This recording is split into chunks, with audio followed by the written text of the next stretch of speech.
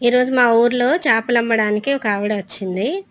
ఇంటి ముందు చక్కగా ఇలా బుట్టలో వేసుకొని అప్పుడే పట్టుకొచ్చిన చేపలు ఫ్రెష్‌గా అమ్ముతుందండి. చాలా బావుంటుంది. రొయ్య చేపలు 150 కేజీ అని చెప్పింది.